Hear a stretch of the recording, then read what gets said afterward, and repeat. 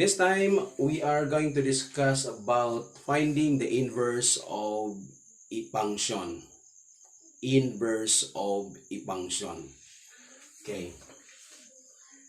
Say we have f of x equals 3x minus 7. Now, in this function, we can say that the domain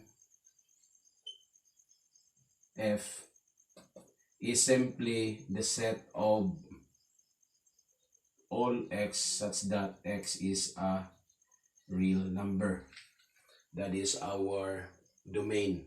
And since this is a linear function, okay, it is understood that the range of f is also the set of all f of x values such that f of x are real numbers. So that's our range. Now, our goal is to determine the inverse of this linear function. In doing that, we must be able to show that f inverse of f of x is equal to x for every x in the domain of f, for every x in the domain of this function f, and f of f inverse x is equal to x. Again, for every x in the domain of the f inverse. If we can show that the composition of f of x with f inverse and the composition of f with f inverse, their composition is equal to x, then we can say that the two functions are inverses of each other. Okay, so in this example, all we have to do is express this into a single, into two variables in terms of x and y. So we let y equals f of x. So you will get y equals 3x minus 7. And after that, you interchange x and y.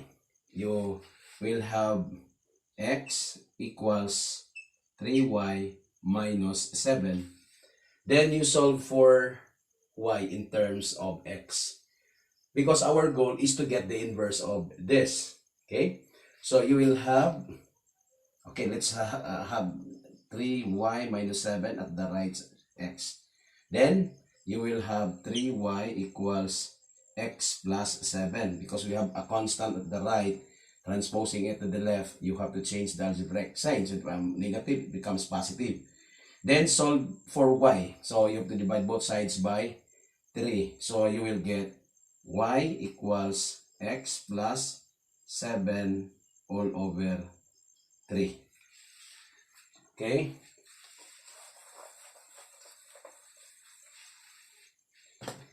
Since the variables here are immaterial, we can have this f inverse of x equals x plus 7 all over 3.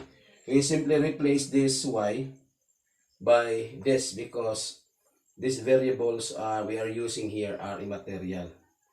Okay? So this time we are going to get the composition. We will get f inverse of f of x. What is meant by that? It means you will have f inverse of, what is your f of x? That is exactly equal to 3x minus 7. So replace this by 3x minus 7. Then in the definition or in the F inverse, we have this. And that means we are going to replace, no? What will be replaced? This x here by this. Okay, so you will get x, you have 3x minus 7 plus 7 over 3. So you will get 3x over 3, that's equal to x. Now, next,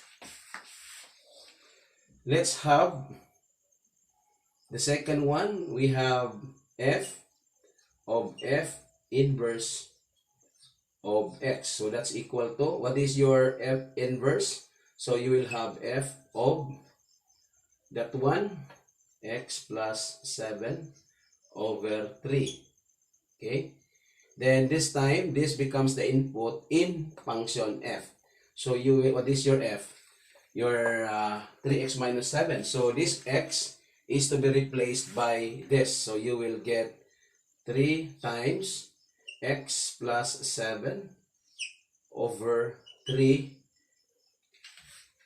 minus 7. So you can cancel 3. What you will get is x plus 7 minus 7. So you will get x. So we're able to show that the composition of f inverse with f and the composition of f with f inverse, they are all equal to x. And that goes to show that this and this are inverse functions. Okay, my friends, if you like our video presentation, please like and subscribe. And if you have some topic for us to discuss, please write it in the comment section. Stay safe.